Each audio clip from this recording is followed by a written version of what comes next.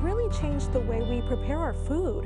In fact, a food and health survey says 85% of Americans have made a chance to get a change to get healthier. Joining us now is Dr. Amy Lee, expert in weight control, obesity, and nutrition. Hi, Dr. Lee. Thank you for being here. Hi, thank you for having me. So, Dr. Lee, we are all trying to fight this virus any way we can. What are some immune-boosting foods we can prepare?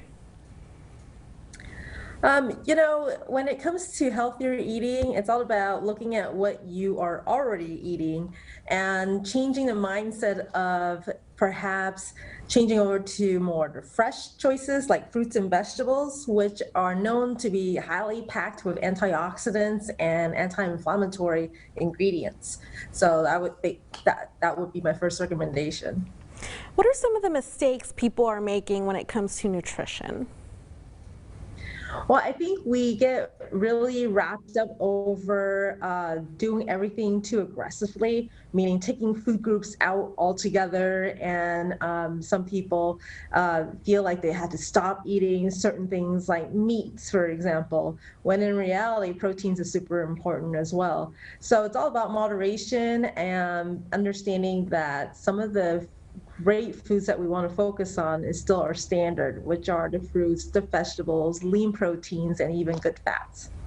What is a simple rule of thumb we can all remember to make sure we're sticking to our goal of eating healthier? All about moderation. Everyone's stressed out, so it is okay to have a treat once in a while and allow yourself to have that, but just don't overdo it. And always think about why you are eating the things you're eating on a daily basis and how it contributes to your health overall. So I tell my patients to be mindful on what they are eating and keep up with their exercise as well as stress management. Sounds good. And if for some reason we do need to eat out, what do you recommend we stay away from? Stay away from the things with lots of sauces or like deeply fried foods, for example. I think we have to be just mindful about what we're ordering and the hidden calories that are usually found in things that are even in salads, for example. We oftentimes allow ourselves, or at least we think we're eating healthy, but then in our salads, we add on the dressing, the crunchies, the croutons, and everything else, which then adds up with calories that you end up eating. So be mindful about that and really stick with things with some kind of lean proteins and a good portion of some kind of lightly sauteed vegetables or steamed vegetables. That's always a good rule. I'm guilty of doing that to my salads. In terms of water, I know I'm not drinking as much as I should. What can we do to stay on track? Well, water is one of those things that everyone has a problem in drinking because it's so boring, and there's no taste to it. So sometimes some of my patients would add in flavors. You can even use the like unsweetened flavor version of these types of drinks, or even just use lemon and cucumbers and infuse your water with these natural flavors to make it more interesting. Yeah.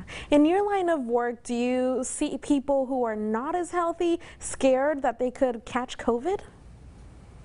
Oh, for sure. And it really comes down to your foundation and your immunity. This is not it's not too late to actually start thinking about how to boost your immune system.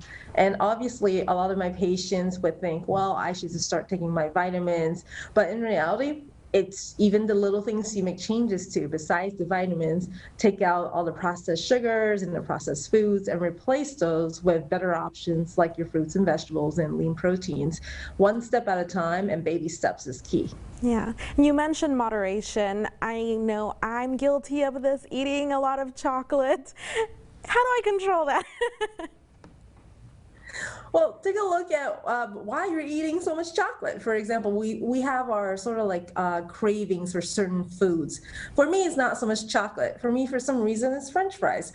And so you don't have to have French fries every day, but allow yourself to have French fries a couple times a week at small portions. So then you don't create the stress of restriction, just like chocolates and everything else.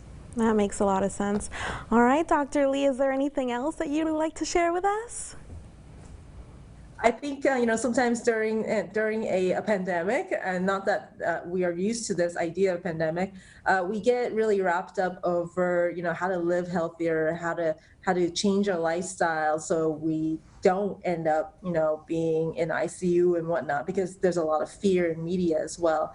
First thing first is just look in your life, be mindful about your daily habits, and start slow. Make one little change at a time, and so it's not overwhelming and it doesn't become a stress.